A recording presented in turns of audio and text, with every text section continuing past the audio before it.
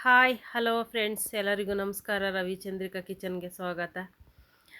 ಇವತ್ತಿನ ವಿಡಿಯೋದಲ್ಲಿ ನಾನು ಮೊಟ್ಟೆ ಪಪ್ಸ್ನ ಮಾಡ್ತಾಯಿದ್ದೀನಿ. ಮನೆಯಲ್ಲಿ ತುಂಬ ಸುಲಭವಾಗಿ ಈಸಿಯಾಗಿ ಮೊಟ್ಟೆ ಪಪ್ಸ್ನ ಯಾವ ರೀತಿ ಮಾಡೋದು ಅಂತ ಇವತ್ತಿನ ವಿಡಿಯೋದಲ್ಲಿ ನಾನು ತಿಳಿಸ್ಕೊಡ್ತಾ ಇದ್ದೀನಿ. ಬನ್ನಿ ಹಾಗಿದ್ರೆ ಪಪ್ಸ್ನ ಯಾವ ರೀತಿ ಮಾಡೋದು ನೋಡೋಣ. ಯಾರೆಲ್ಲ ನನ್ನ ಚಾನಲ್ನ ಸಬ್ಸ್ಕ್ರೈಬ್ ಮಾಡದೆ ನೋಡ್ತಾ ಇದ್ದೀರಾ ದಯವಿಟ್ಟು ಸಬ್ಸ್ಕ್ರೈಬ್ ಮಾಡ್ಕೊಳ್ಳಿ, ಫಾಲೋ ಮಾಡಿ, ಲೈಕ್ ಮಾಡಿ, ಶೇರ್ ಮಾಡಿ.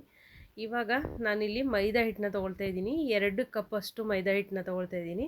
2 ಕಪ್ ಮೈದಾ ಹಿಟ್ಟು, 1 ಕಪ್ ಗೋಧಿ ಹಿಟ್ಟನ್ನ ತೊಗೊಳ್ತಾ ಇದ್ದೀನಿ. ಪೂರ ಮೈದಾ ಹಿಟ್ಟಲ್ಲಾದರೂ ಮಾಡ್ಕೋಬೋದು, ಪೂರ ಗೋಧಿ ಹಿಟ್ಟಲ್ಲಾದರೂ ಮಾಡ್ಕೋಬೋದು.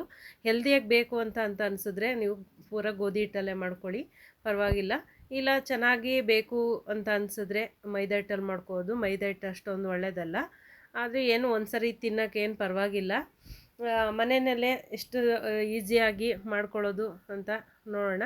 ಇವಾಗ ನಾನಿಲ್ಲಿ ಮೈದಾ ಹಿಟ್ಟನ್ನ 3 ಕಪ್ ತೊಗೊಂಡಿದ್ದೀನಲ್ಲ, ಅದಕ್ಕೆ ಒಂದು ಸ್ಪೂನಷ್ಟು ಎಣ್ಣೆನ ಹಾಕ್ಕೊಂಡು ಚೆನ್ನಾಗಿ ಮಿಕ್ಸ್ ಮಾಡ್ಕೊಳ್ತಾ ಇದ್ದೀನಿ. ಎಣ್ಣೆ ಅಥವಾ ಬೆಣ್ಣೆ, ತುಪ್ಪ ಮತ್ತು ಡಾಲ್ಡ ಯಾವುದಾದ್ರೂ ಹಾಕ್ಕೊಂಡು ಮಿಕ್ಸ್ ಮಾಡ್ಕೊಳ್ಳಿ. ಡಾಲ್ಡ ಹಾಕಿದ್ರೆ ಚೆನ್ನಾಗಿ ಬರುತ್ತೆ, ಟೇಸ್ಟು ಕೂಡ ಚೆನ್ನಾಗಿರುತ್ತೆ. ಹಂಗಾಗಿ ಇಲ್ಲಿ ನಾನು ಡಾಲ್ಡ ಹಾಕೋತಾ ಇಲ್ಲ ಮಿಕ್ಸಿಗೆ, ಎಣ್ಣೆನೇ ಹಾಕ್ಕೊಂಡು ಮಿಕ್ಸ್ ಮಾಡ್ತಾಯಿದ್ದೀನಿ. ಸ್ವಲ್ಪನೇ ನೀರು ಹಾಕ್ಕೊಂಡು ಒಂದೇ ಹದಕ್ಕೆ ನಾವು ಕಲಿಸ್ತಾ ಹೋಗೋಣ. ಜಾಸ್ತಿ ಒಂದೇ ಸರಿ ಹಾಕ್ಕೊಳಕ್ಕೆ ಹೋಗಬೇಡಿ, ಸ್ವಲ್ಪನೇ ಹಾಕ್ಕೊಂಡು ಚಪಾತಿ ಹಿಟ್ಟಿನ ಹದಕ್ಕೆ ನಾವು ಗಟ್ಟಿಯಾಗಿ ಕಲಸಿ ಇಟ್ಕೋಬೇಕು. ನೋಡಿ ಈ ರೀತಿ ಇದೆ. ಈ ರೀತಿ ತುಂಬ ಟೈಟಾಗಿ ಕಲಿಸ್ಕೊಂಡು ಮುಚ್ಚಿಟ್ಬೇಡ. ಒಂದು 20 ನಿಮಿಷ ನಾವು ಹಾಗೆ ಬಿಟ್ಬಿಡೋಣ. ಅದು ಎಲ್ಲ ಮೆತ್ತಗಾಗಿ ಅರಳ್ಕೊಂಡಿರುತ್ತೆ ಹಿಟ್ಟೆಲ್ಲ. ಈ ಕಡೆ ಒಂದು ತವನ ತೊಗೊಂಡು, ಒಂದು ಬಾಂಡಿನ ತೊಗೊಂಡು, ಬಾಂಡಿಗೆ ಸ್ವಲ್ಪ ಜೀರಿಗೆ, ನಾವು ಮಸಾಲ ರೆಡಿ ಮಾಡ್ಕೊಳ್ಳೋದಕ್ಕೆ ಸ್ವಲ್ಪ ಎಣ್ಣೆ ಹಾಕ್ಕೊಂಡು ಜೀರಿಗೆ ಹಾಕಿ, ಮತ್ತು ಇಲ್ಲಿ ಒಂದು 4ರಿಂದ 5 ಈರುಳ್ಳಿನ ಕಟ್ ಮಾಡ್ಕೊಂಡಿದ್ದೀನಿ, ಸ್ವಲ್ಪ ಕರಿಬೇವನ್ನ ಕಟ್ ಮಾಡ್ಕೊಂಡಿದ್ದೀನಿ, 1 ಟೊಮೆಟೊ ಮತ್ತು ಕೊತ್ತಂಬರಿ ಸೊಪ್ಪನ್ನ ತೊಗೊಂಡಿದ್ದೀನಿ. ಇವಾಗ ಈರುಳ್ಳಿ ಸ್ವಲ್ಪ ಫ್ರೈ ಆಗಲಿ, ಫ್ರೈ ಆಗೋದಕ್ಕೆ ಬಿಡೋಣ. ಸ್ವಲ್ಪ ಕಲರ್ ಚೇಂಜ್ ಆದರೆ ಸಾಕು. ಆಮೇಲೆ ನಾವು ಶುಂಠಿ ಬೆಳ್ಳುಳ್ಳಿ ಪೇಸ್ಟ್ನ ಆ್ಯಡ್ ಮಾಡಬೇಕು. ಈ ಥರ ನೋಡಿ ಕಲರ್ ಚೇಂಜ್ ಆಗ್ತಾಯಿದೆ ಅಲ್ವಾ. ತುಂಬ ಟೇಸ್ಟಿಯಾಗಿ ತುಂಬ ಚೆನ್ನಾಗಿರುತ್ತೆ ತಿನ್ನೋದಕ್ಕೂ. ಶುಂಠಿ ಬೆಳ್ಳುಳ್ಳಿ ಪೇಸ್ಟ್ ಹಾಕ್ಕೊಂಡೆ, 1 ಸ್ಪೂನ್ ಹಾಕ್ಕೊಂಡ್ರೆ ಸಾಕು, ಜಾಸ್ತಿ ಏನು ಬೇಡ. ಇವಾಗ ಟೊಮೆಟೊ ನೀವು ಬೇಕು ಅಂದರೆ ಹಾಕ್ಕೋಬೋದು, ಬೇಡ ಅಂದರೆ ಏನು ಪರವಾಗಿಲ್ಲ. ಟೊಮೆಟೊ ಹಾಕಬೇಕು ಅಂತ ಏನಿಲ್ಲ, ಟೇಸ್ಟ್ ಚೆನ್ನಾಗಿರುತ್ತೆ ಅಂತ ಅಷ್ಟೇ ನಾನು ಟೊಮೆಟೊ ಹಾಕ್ಕೊಳ್ತಾ ಇದ್ದೀನಿ. 1 ಟೊಮೆಟೊನ ಹಾಕ್ಕೊಂಡು ಅದು ಕೂಡ ಚೆನ್ನಾಗಿ ಫ್ರೈ ಆಗಲಿ. ಇವಾಗ ಅರಿಶಿನ ಪುಡಿ, ಚಿಲ್ಲಿ ಪೌಡ್ರು, ಧನಿಯಾ ಪೌಡರು ಎಲ್ಲನೂ ಕೂಡ ಹಾಕಿ, ಗರಂ ಮಸಾಲ, ಸಾಲ್ಟು ಎಲ್ಲ ಹಾಕಿ ಜೊತೆಗೆ ನಾನು ಮಿಕ್ಸ್ ಮಾಡ್ತಾಯಿದ್ದೀನಿ.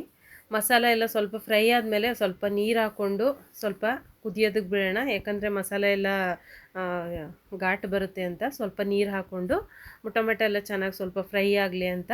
ನೋಡಿ ಇವಾಗ ಮಸಾಲ ರೆಡಿಯಾಗಿದೆ. ಮೇಲೆ ಸ್ವಲ್ಪ ಕೊತ್ತಂಬರಿ ಸೊಪ್ಪನ್ನ ಹಾಕ್ಬಿಟ್ಟು ನಾನು ಮಿಕ್ಸ್ ಮಾಡ್ತಾಯಿದ್ದೀನಿ.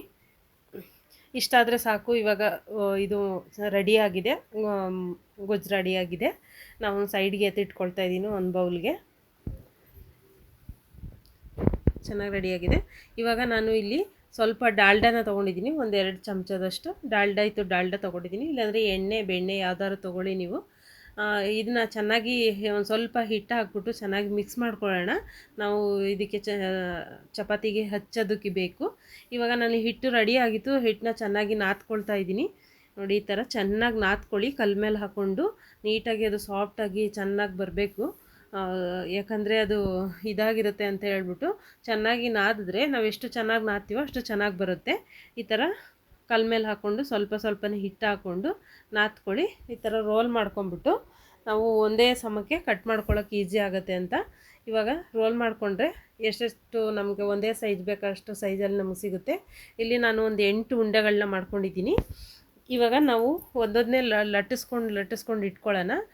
ಈ ಥರ ಚಪಾತಿಗಿಂತ ಇನ್ನೂ ಸ್ವಲ್ಪ ತೆಳುವಾಗಿ ಲಟ್ಟಿಸ್ಕೊಂಡ್ರೆ ಒಳ್ಳೆಯದು.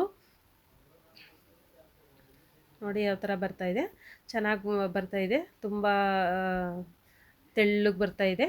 ಎಲ್ಲವನ್ನು ಕೂಡ ಇದೇ ಥರ ಲಟ್ಟಿಸ್ಕೊಂಡು ನಾನು ಪ್ಲೇಟ್ಗೆ ಹಾಕ್ಕೊಳ್ತಾ ಇದ್ದೀನಿ. ಪ್ಲೇಟ್ಗೆ ಹಾಕ್ಬೇಕಾದ್ರೆ ಮೇಲೆ ಸ್ವಲ್ಪ ಹಿಟ್ಟನ್ನ ಉದುರಿಸಿ ಹಾಕಿ, ಯಾಕಂದರೆ ಒಂದಕ್ಕೊಂದು ಅಂಟ್ಕೊಂಡ್ಬಿಡುತ್ತೆ, ಮತ್ತೆ ನಾವು ತೆಗಿಯೋಕ್ಕಾಗಲ್ಲ. ಅದಕ್ಕೋಸ್ಕರ ಎಲ್ಲವನ್ನು ಇದೇ ಥರ ಮೇಲೆ ಹಿಟ್ಟಾಕಿ ಲಟ್ಟಿಸ್ಕೊಂಡು ಇಟ್ಕೊಳ್ಳೋಣ.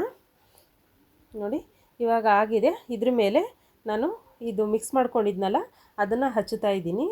ಡಾಲ್ಡಾ ಮತ್ತು ಇದು ಮಿಕ್ಸ್ ಮಾಡ್ಕೊಂಡಿದ್ದೆಲ್ಲ ಹಚ್ಚಿ ಅದ್ರ ಮೇಲೆ ಇದನ್ನ ಹಾಕಬೇಕು. ಚಪಾತಿನ ನಾವು ಲಟ್ಟಿಸಿಟ್ಕೊಂಡಿದ್ವಲ್ಲ ಎಲ್ಲವೂ ಕೂಡ ಲೇಯರ್ನ ನಾವು ಮೇಲ್ಮೇಲೆ ಹಾಕ್ಕೊಳ್ತಾ ಬರೋಣ. ಹಾಕ್ಬಿಟ್ಟು ಇವಾಗ ಒಂದೇ ಸರಿ ಎಲ್ಲನೂ ಹಾಕಿ ಕೆಳಗಡೆ ಒಂದು ಸ್ವಲ್ಪ ಹಿಟ್ಟು ಹಾಕ್ಬಿಟ್ಟು ಮೇಲೂ ಸ್ವಲ್ಪ ಹಿಟ್ಟು ಹಾಕಿ ನಾವು ಲಟ್ಟಿಸ್ಕೊಳ್ತಾ ಹೋಗಬೇಕು. ಚೆನ್ನಾಗಿ ಲಟ್ಟಿಸ್ಬೇಕು. ತುಂಬ ದಪ್ಪ ಇರೋದ್ರಿಂದ ಸ್ವಲ್ಪ ದೊಡ್ಡದಾಗಿ ಲಟ್ಟಿಸಿ ಎಲ್ಲವೂ ಈ ಥರ ತುಂಬ ಚೆನ್ನಾಗಿ ಲೇಯರ್ ಬರುತ್ತೆ ನಾವು ಕಟ್ ಮಾಡಿದಾಗ. ಅದಕ್ಕೋಸ್ಕರ ಇವಾಗ ಸೈಡು ಒಂದೇ ಸಮಕ್ಕೆ ನಾನು ಕಟ್ ಮಾಡ್ಕೊಳ್ತಾ ಇದ್ದೀನಿ. ಸ್ಕ್ವಯರಾಗಿ ನಾನು ಕಟ್ ಮಾಡ್ಕೊಳ್ಳೋಣ ಸೈಡ್ದೆಲ್ಲ.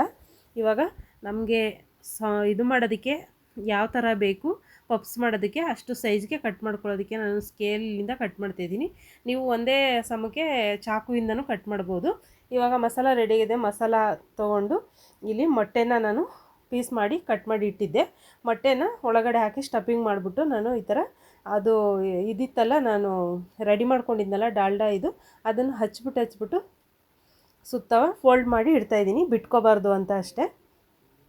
ಈ ಥರ ಸುತ್ತ ಹಚ್ಬಿಟ್ಟು ಫೋಲ್ಡ್ ಮಾಡೋಣ. ಚೆನ್ನಾಗಿ ಆ ಕಡೆ ಈ ಕಡೆ ಎಲ್ಲ ಫುಲ್ಲು ಫೋಲ್ಡ್ ಮಾಡಬೇಕು. ಒಂದು ಸ್ವಲ್ಪ ಏನಾದರೂ ಬಿಡ್ತು ಅಂತ ಅಂದರೆ ಓಪನ್ ಆಗಿಬಿಡುತ್ತೆ.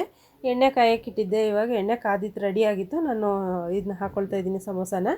ನೋಡಿ ಇದರಲ್ಲಿ ನಾವು ಬೇಕ್ರಿಲಿ ಯಾವ ಥರ ಸಮೋಸ ಸಿಗುತ್ತೆ ಅದೇ ಥರ ಟೇಸ್ಟ್ ಬರುತ್ತೆ. ತುಂಬ ಚೆನ್ನಾಗಿರುತ್ತೆ. ನೀವು ಕೂಡ ಮನೇಲಿ ತುಂಬ ಈಸಿಯಾಗಿ ಮಾಡ್ಕೋಬೋದು. ನಾನು ಆ ಥರ ಒಂದು ಡಿಸೈನ ತೋರಿಸಿದ್ದೀನಿ. ನಾನು ಈ ಥರ ಒಂದು ಡಿಸೈನ ತೋರಿಸ್ತಾ ಇದ್ದೀನಿ ನೋಡಿ.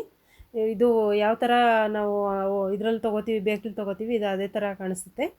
ಇದೇ ಥರ ಇದನ್ನು ಕೂಡ ಎಲ್ಲ ಫೋಲ್ಡ್ ಮಾಡಿ ಆ ಥರನೂ ಮಾಡ್ಕೊಬೋದು, ಈ ಥರನೂ ಮಾಡ್ಕೊಬೋದು. ಈ ಥರ ತುಂಬ ಈಸಿ ಅನಿಸುತ್ತೆ ಮಾಡ್ಕೊಳ್ಳೋದಕ್ಕೆ. ಇದು ಎಗ್ಸ್ ಪಪ್ಸ್ ಆದರೂ ಮಾಡ್ಕೊಬೋದು ನೀವು, ಇದು ವೆಜ್ ಪಪ್ಸ್ ಆದರೂ ಮಾಡ್ಕೊಬೋದು, ತರಕಾರಿ ಪಪ್ಸ್ ಆದ್ರೂ ಮಾಡ್ಕೊಬೋದು. ಇದೇ ಥರ ಎರಡನ್ನೂ ಮಾಡ್ಕೊಬೋದು. ಇವಾಗ ಎಗ್ ಪಪ್ಸು ರೆಡಿಯಾಗಿದೆ. ತುಂಬ ಚೆನ್ನಾಗಿ ಮಕ್ಕಳು ಕೂಡ ತುಂಬ ಇಷ್ಟಪಟ್ಟು ತಿಂತಾರೆ.